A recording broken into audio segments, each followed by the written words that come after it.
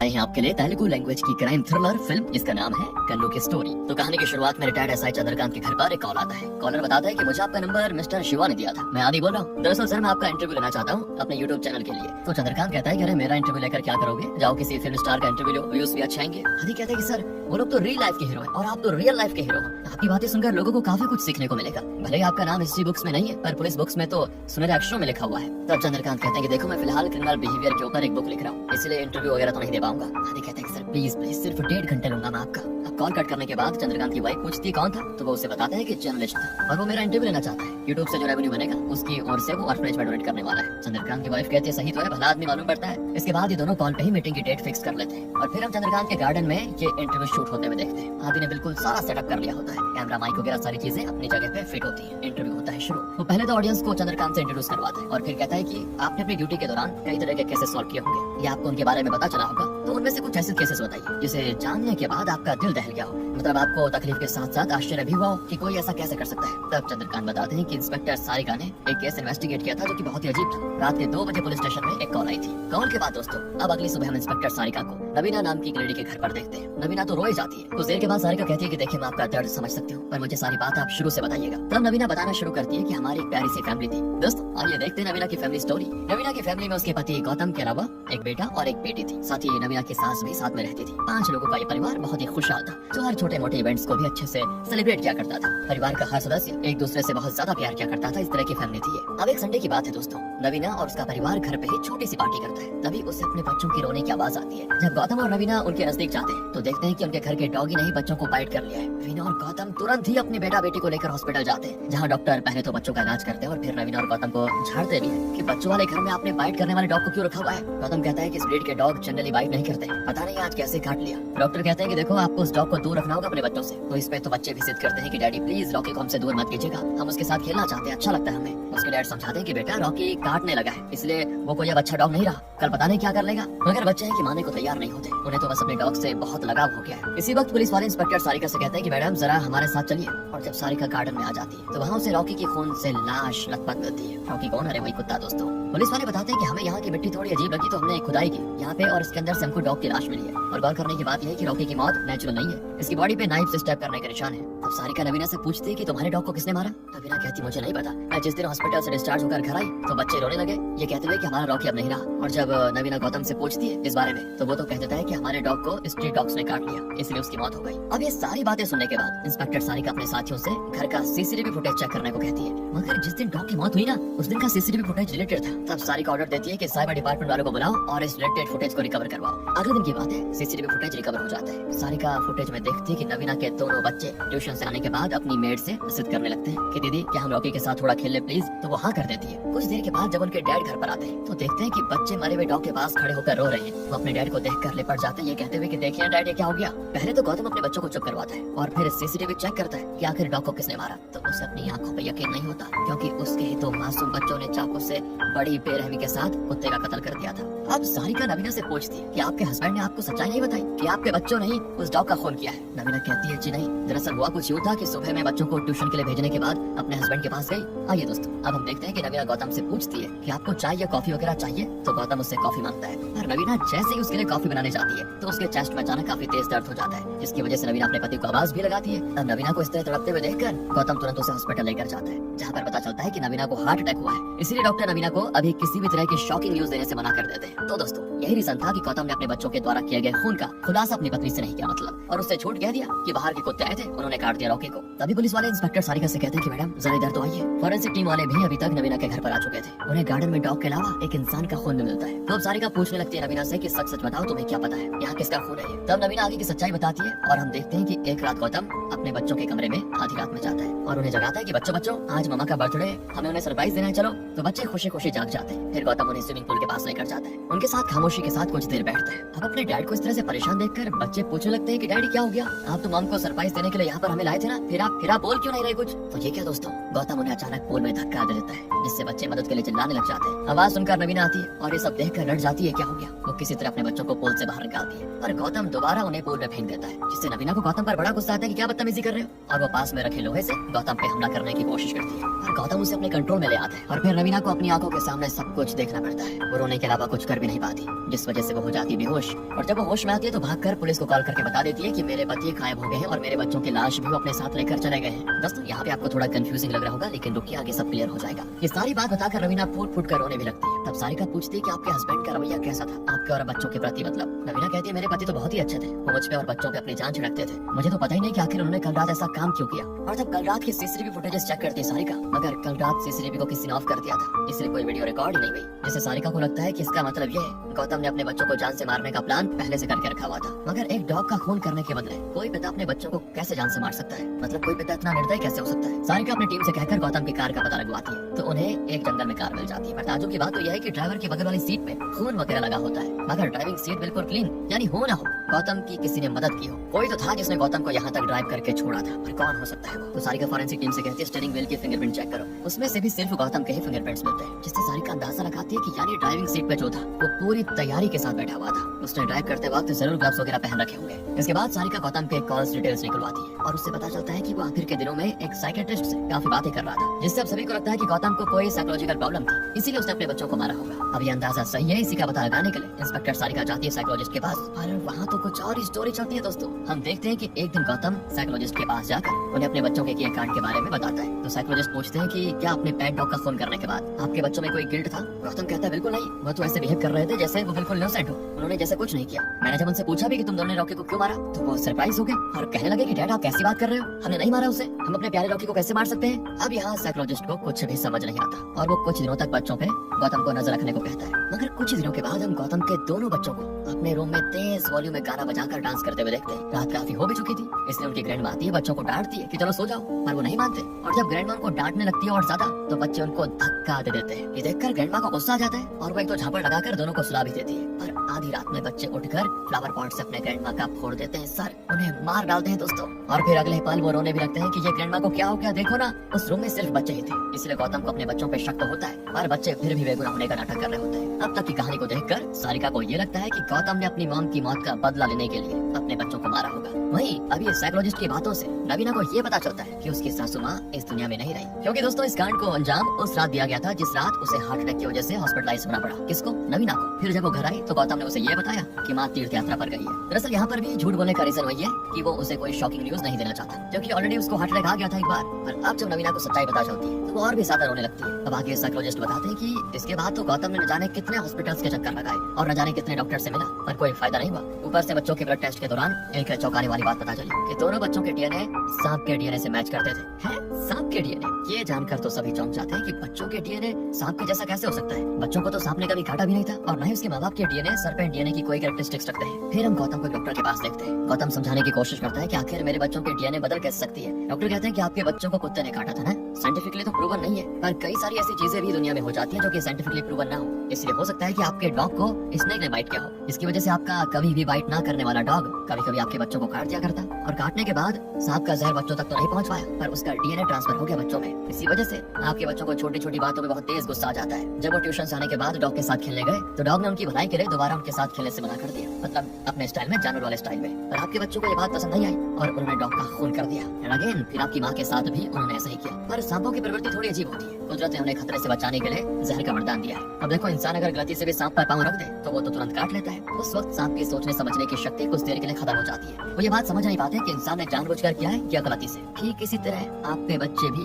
कुछ देर के लिए सांप की तरह बिहेव करने लगते हैं। जब उन्हें कोई अपने लिए खतरा लगता है तो वो उसे मार डालते हैं और इसके बाद उनका सर्पेंट डीएनए काम करना बंद कर देता है, जिसकी वजह से उन्हें कुछ याद ही नहीं रहता कि कुछ देर पहले उन्होंने क्या क्या किया था। वह दोस्तों अब आ जाइए सबसे प्रेजेंट में, जहाँ चंद्रकांत प्रेजेंट में आदि को बता रहा है। भूल तो नहीं गए आप? चंद्रकांत एक कहानी सुना रहे हैं आदि को। आदि एक यूट्यूबर है जिसकी वीडियो के रेवेन्यू से वो डोनेट करेगा, समझ गए ना? तो आदि को बताता है तो दरअसल सारी सच्चाई जानने के बाद गौतम को रियलाइज हो गया कि मेरे बच्चे दूसरे लोगों के लिए खतरा है, इसीलिए इससे पहले कि ये और लोगों का खून करे उसे लगा कि बच्चों का खात्मा करना ही अच्छा होगा, इसलिए उसने अपने दिल पे पत्थर रखकर अपने बच्चों को मार डाला। फिर जब नवीना को सारी बातें पता चली तो उसे बड़ा अफसोस हुआ, क्योंकि उस रात गौतम बच्चों की लाश के साथ फरार नहीं हुआ था, बल्कि नवीना ने अपने बच्चों को बचाने के लिए अपने पति का खून कर दिया था उसके सर पे लोहे से हिट करके। तो उसे अब अपने पति की मौत का बड़ा अफसोस होता है और वो उसकी कब्र पर जाकर बहुत रोती भी है। अब दोस्तों प्रेजेंट में आदित्य चंद्रकांत से कहता है कि सर अगर कोई और इस तरह की दिमाग घुमाने वाली स्टोरी है तो प्लीज बताइए ना। चंद्रकांत कहता है कि हाँ सुनो ना, एक बीच पे एक कपल की लाश पड़ी थी और एक अनजान लड़का था जिसके मुंह पे खून लगा हुआ था। वो पास में पड़े फोन को उठाकर पुलिस को कॉल करता है और इस कपल की मौत के बारे में बताकर वो गायब हो जाता है। फिर उस लड़के का कहीं पता नहीं चलता कि वो कौन था। आदि कहता है खूनी ने पुलिस को कॉल किया, कैसे?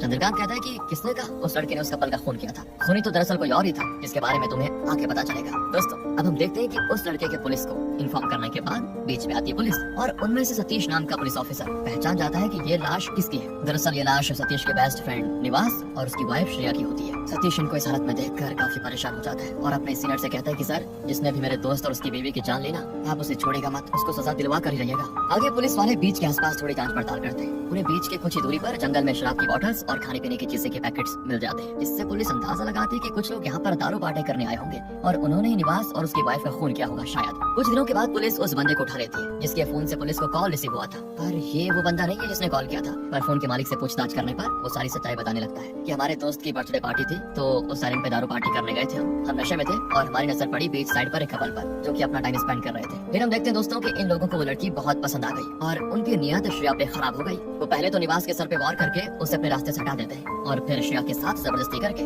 उसे भी मार डालते हैं। इसके बाद तो वहाँ से भागने की कोशिश करते हैं, मगर एक जवान लड़का अचानक वहाँ पे आ जाता है और वो उन गुंडों से फाइट करता है, एक एक करके सारे गुंडों को मार डालता है। उनमें से सिर्फ एक बंदा उमेश था जो भागने में कामयाब हो गया था, पर लड़ाई झगड़े में गलती से उमेश का फोन वहीं पर गिर गया था, जिसे फिर उस मिस्ट्री बॉय ने उठाकर पुलिस को इन्फॉर्म किया। तो उस मिस्ट्री बॉय के फेस पे जो खून था ना, वो निवास और श्रेया का नहीं बल्कि उन गुंडों का था दोस्तों। इसके बाद पुलिस उस मिस्ट्री बॉय का पता लगाने की बहुत कोशिश करती है पर पता नहीं चलता। उस फोन पे मिस्ट्री बॉय के फिंगरप्रिंट्स तो थे, मगर उस फिंगरप्रिंट्स का पुलिस के आसपास कोई डेटा नहीं था। ना तो उसकी फिंगरप्रिंट्स किसी गवर्नमेंट डॉक्यूमेंट से मैच कर रही थी और ना ही पुलिस को उसका नाम या फोन नंबर कुछ मालूम चलता है। धीरे धीरे पुलिस इस केस को भूलने लगती है, मगर फिर एक दिन ऑफिसर सतीश को एक लेटर रिसीव होता है जिसमें मिस्ट्री बॉक्स ने लिख कर रखा था कि मुझे पता है कि तुमने ही हार्ड डिस्क चुराई है निवास के पास से, अगर अपनी जान की सलामती चाहते हो तो वो हार्ड डिस्क मुझे दे दो। इसके बाद सतीश उस मिस्ट्री बॉय से मिलने के लिए वापस उसी आइलैंड पे जाता है जहाँ इस बार सतीश उसे शूट करने की कोशिश करता है, पर इससे पहले वो उसे शूट कर पाता मिस्ट्री बॉय ही सतीश के हाथों में शूट कर देता है, जिसकी वजह से उसकी कन नीचे गिर जाती है और फिर मिस्ट्री बॉय उस हार्ड डिस्क के बारे में पूछने लगता है कि वो तुम तक पहुंची कैसे। तब सतीश सारी बातें बताना शुरू करता है कि एक दिन मुझे मेरे फ्रेंड निवास ने अपने घर पे डिनर पे बुलाया, जहाँ दोस्तों हम सतीश को जी भर के नॉन वेज खाते हुए देखते हैं। फिर लास्ट में सतीश पूछता है कि भाई निवास तू तो प्योर वेजिटेरियन था, फिर ये नॉन वेज कब से शुरू कर दिया?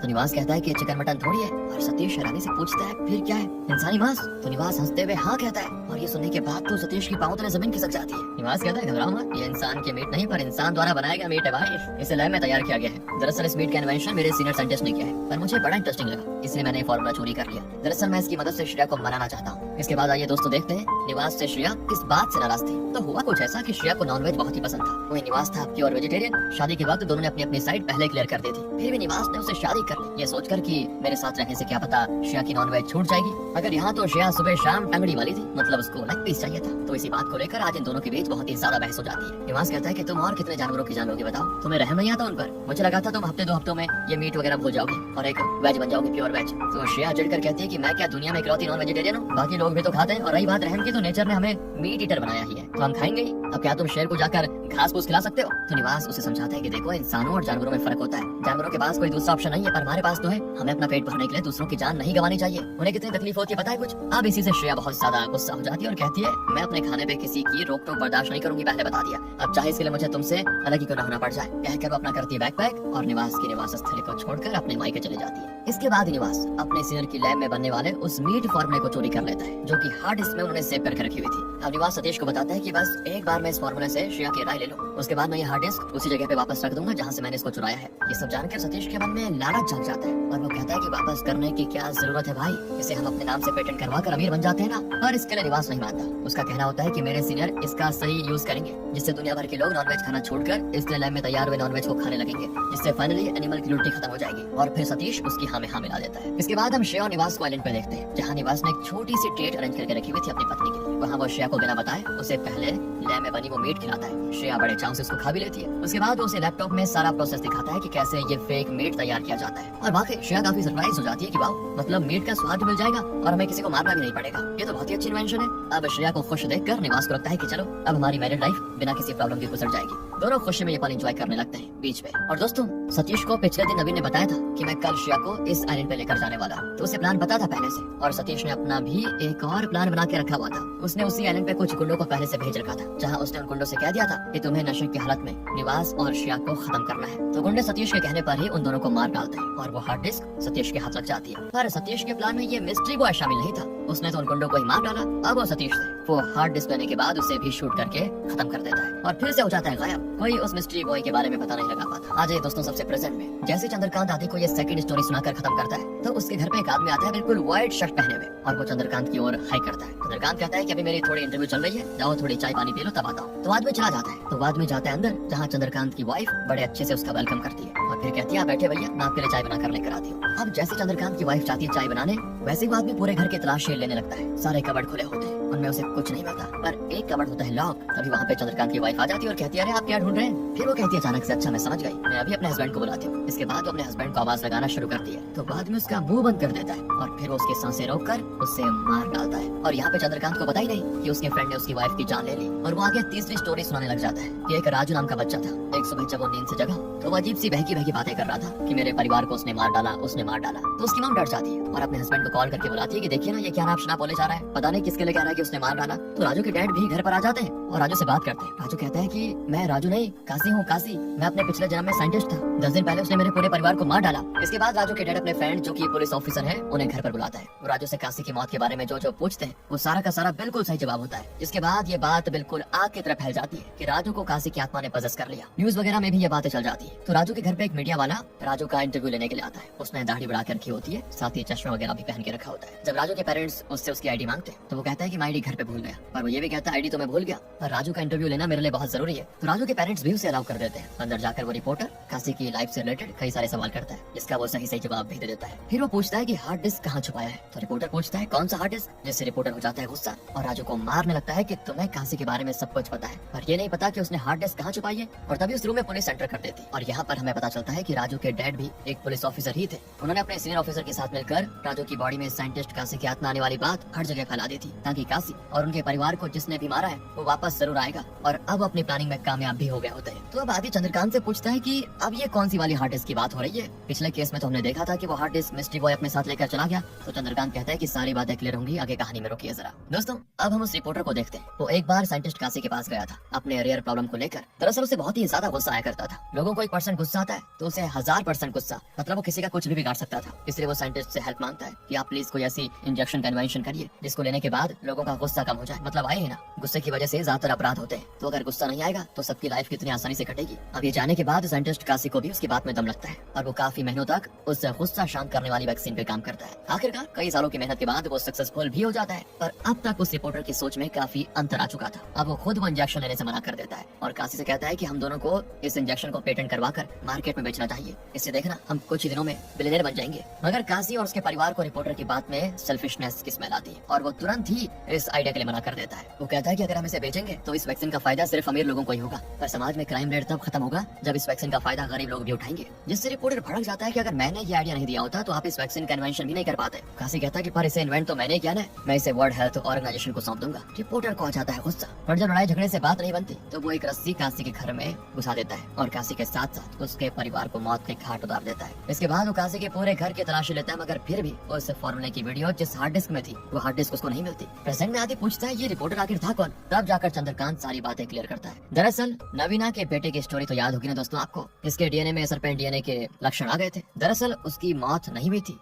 फिर हम देखते हैं दोस्तों कि जिस रात गौतम ने अपने बेटा बेटी को मारने की कोशिश की, उस रात नवीना बीच में आ गई और उसने अपने पति को ही मार दिया था अपने बच्चों को बचाने के चक्कर में, क्योंकि उस वक्त तक उसे अपने बच्चों की असलियत नहीं पता थी। फिर हम देखते हैं कि नवीना अपने बच्चों को पूल से बाहर निकाल कर रोने भी लगती है। तभी उसको दिखता है कि उसके बेटे की सांस तो चल रही है। बस फिर क्या था, वो किसी तरह अपने बेटे को बचा लेती है और अपनी बेटी और पति को दूर ले जाकर दफना देती है। फिर जब उसे पुलिस के द्वारा अपने बेटे की सच्चाई पता चल जाती है तो वो अपने बेटे को बचाना नहीं चाहती थी, इसलिए वो अपना घर बार छोड़कर दूसरे शहर निकल जाती है। मगर वहाँ भी बदकिस्मती नवीना का पीछा नहीं छोड़ती। जब जब तक वो अपने बेटे को पब्लिक प्लेस पर बैठाकर वॉशरूम यूज करने जाती, तब तक में कुछ बुरे लोग नवीना के बेटे को अगवा कर लेते, जिसके बाद वो गलत संगत में चला जाता। अब बड़े होने के बाद उसे अपने अभिशाप को वरदान में बदलने का आइडिया आता है और वो साइंटिस्ट काशी के पास जाता है ये आइडिया लेकर। मगर उस वक्त काशी काफी परेशान था, क्योंकि उसके लैब में जो मीट बनाने वाले इन्वेंशन की हार्ड डिस्क थी किसी ने पहले चोरी कर ली थी। तब नवीना का बेटा उससे एक डील करता है कि अगर मैं आपकी खोई हुई डिस्क वापस ला दूंगा तो आपको मेरे गुस्से को शांत करने वाली वैक्सीन बनानी होगी। हमें तो बताइए दोस्तों इसके आगे क्या हुआ था। निवास को मारकर वो हार्ड डिस्क निवास के बेस्ट फ्रेंड इंस्पेक्टर सतीश ने उसको ले लिया था। तब वो जो मिस्ट्री बॉय था ना,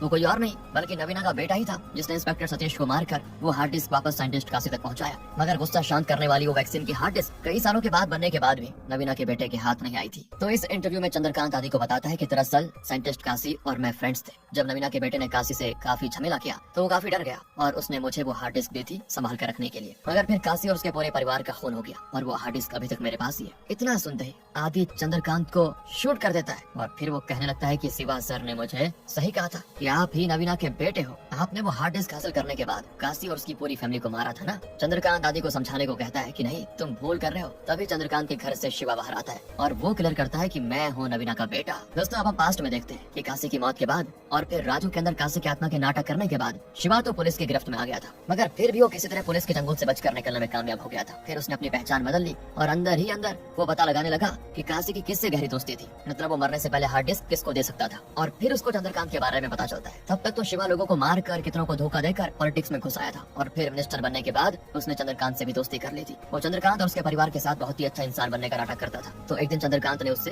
वो वैक्सीन की हार्ड डिस्क के बारे में बात की थी, क्योंकि अब चंद्रकांत किसी तरह वो हार्ड डिस्क WHO को देना चाहता था, पर शिवा उसको हथियाना चाहता था। इसके लिए उसने एक बार चंद्रकांत का माइंड वॉश करने की भी सोची कि एक काम करते हैं इसको कमर्शलाइज कर लेते हैं। पर इसमें चंद्रकांत और उसकी वाइफ भड़क जाते हैं। वो कहते हैं कि इस वैक्सीन का उपयोग जन कल्याण के लिए होना चाहिए बस। और जब शिवा को चंद्रकांत और उसकी वाइफ का इरादा पता चलता है तो वो जोर जोर से हंसने लगता है और कहता है कि मैं तो मजाक कर रहा था, मैं बस देखना चाह रहा था कि तुम किस तरह बिहेव करते हो, मतलब तुम किसी के बहकावे में तो नहीं आते। पर तुम नहीं आए बहुत ही अच्छी बात है, ठीक है मैं WHO तक बातचीत करने की कोशिश करता हूँ। पर फिर शिवा ने दोस्तों वर्ल्ड हेल्थ ऑर्गेनाइजेशन से बात करने के बजाय इंस्पेक्टर आदि से बात की। उसके मन में उसने चंद्रकांत की गलत इमेज बनाई, जिसके बाद आदि अपने YouTube चैनल पे चंद्रकांत का इंटरव्यू डालने के नाम से उसके घर पर आया और उसके मुंह से ये उगलवाया कि साइंटिस्ट काशी ने खुद चंद्रकांत को वो हार्ड डिस्क संभाल कर रखने को दिया था, जिससे आदि को शिवा की बातों पे यकीन हो गया कि पक्का ये चंद्रकांत ही वो सरपेंट DNA वाला आदमी है जिसने इतने सारे खून किए और समाज के सामने अच्छा बनने का नाटक किया। इसीलिए आदि ने एक बार में ही उसका किस्सा खत्म कर दिया गोली चला के चंद्रकांत पे। मगर अब शिवा के मुंह से सारी सच्चाई जानकर आदि को अपने किए पर शर्मिंदगी महसूस होती है। शिवा कहता है क्या लगता है इतने लोगों को मारने के बाद मैं तुम जैसे गंवार बेवकूफ पुलिस वाले को छोड़ दूंगा आदि, तो तुम गलत हो, चंद्रकांत के साथ तुम भी मारे जाओगे। कहकर शिवा पहले तो चंद्रकांत को अच्छे से 3 गोलियां मारता है और फिर आदि को मारने के लिए उसकी ओर मुड़ता है, मगर तब तक में आदि ही शिवा को शूट करके मार डालता है और उसके हाथ से वो हार्ड डिस्क भी छीन लेता है। जिसके बाद चंद्रकांत आदि से वादा लेता है कि तुम इस हार्ड डिस्क को